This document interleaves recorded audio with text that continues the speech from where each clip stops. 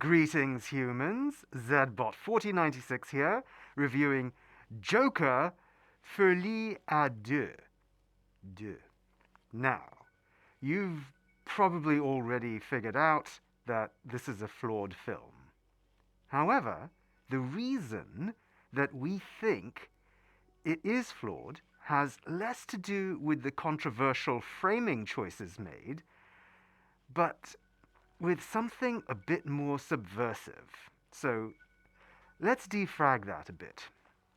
Writer-director Todd Phillips is taking a creative risk from his wildly successful and excellent original film Joker by making the sequel a musical. Joaquin Phoenix reprises his role as Arthur Fleck/Joker, and Lady Gaga joins him as Harley Quinn. Now, if the first film is the taxi driver of DC movies, then this one aims to be the A Star is Born of DC movies. There is logic to this genre shift. Some of the best sequels ever made have been successfully done by adapting the themes of the original to an adjacent genre. Think Alien, a sci-fi horror movie, going to Aliens, a sci-fi action movie. But does a musical work in this context? Well, we would argue that it does not work. Haha. Put another way, the musical genre itself is not, in our view, a fatal choice here. For one, the genre is a natural fit for describing the inner worlds of disturbed characters to the audience. Every musical number in the film has only one or both of the main characters performing. It's not like a Broadway play where the whole cast is singing. No, instead, the musical numbers are presented as possible inner dialogues or waking dreams that help blur the distinction between reality and fantasy, which is one of the underlying themes of the Joker character and the first film.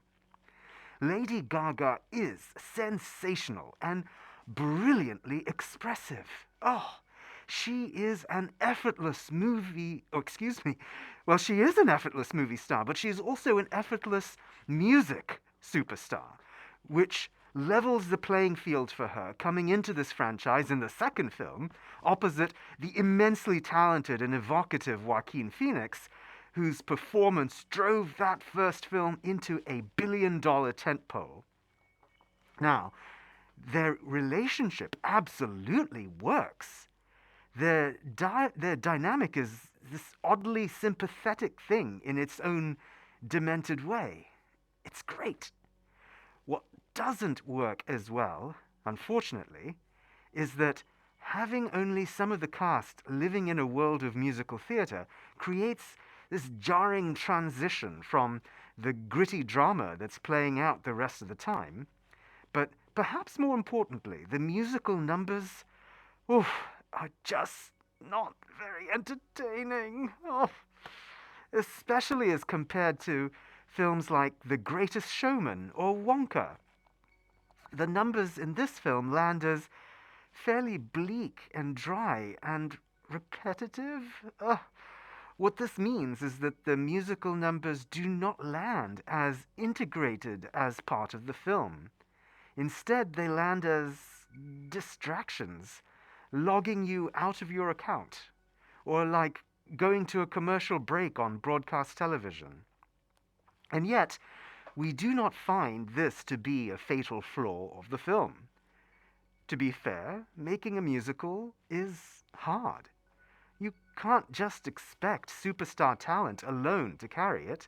It takes great writing, music, pacing, choreography, and emotional resonance to all work and come together. You need all the planets to align to summon the monolith. But even if it doesn't work, it doesn't have to kill the story. The musical episode of Star Trek Strange New Worlds was the one mediocre note of that show's second season, but the arc kept going. And like Strange New Worlds, Joker Folie à Deux could have survived this issue. The film does have a provocative premise, after all. We pick up where the last film left off, with Joker becoming a figure of immense public fascination, popularized in true crime entertainment in the world of Gotham City, mirroring the real-life trend in actual human Earth, culminating right now in the hit reception to the current Menendez brothers dramatization.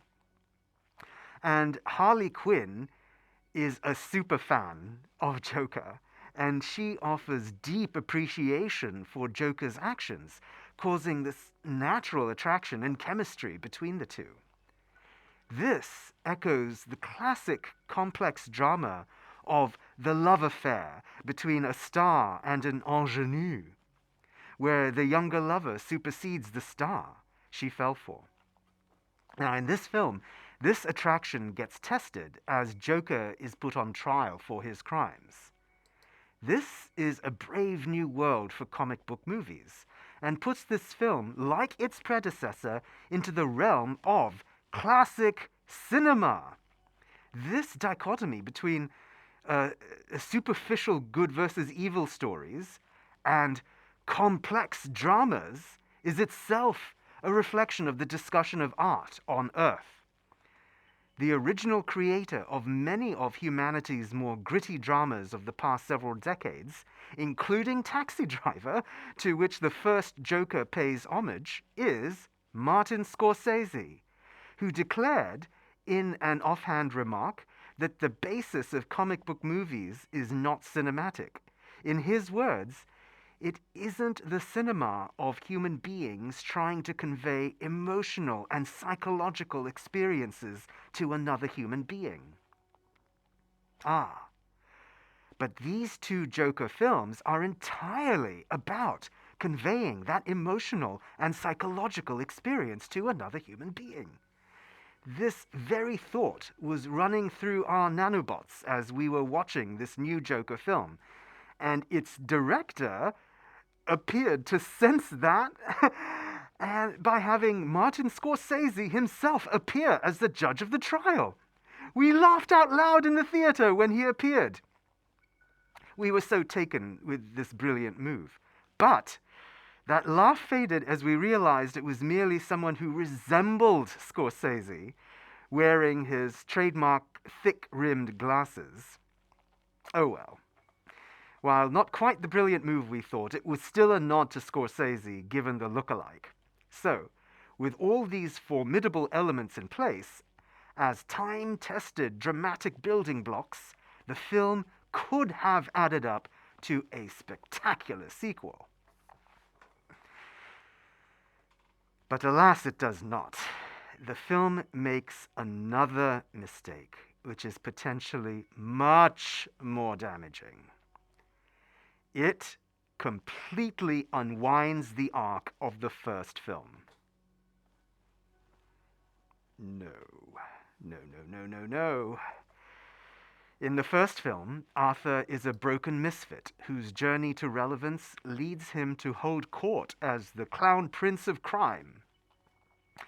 In the second film, the Clown Prince of Crime goes to court, retracing the steps of his journey backwards, sets down the crown, and returns to being a broken misfit. It rewinds that first film as much as if we had held down the reverse button on the home video version of the first film. This is deeply, viscerally unsettling, even for those of us who have no viscera, per se. It's a subversion of our expectations. Like the orthogonal track that Luke Skywalker allegedly went on in that extended universe alternate story that we have heard rumored known as The Last Jedi.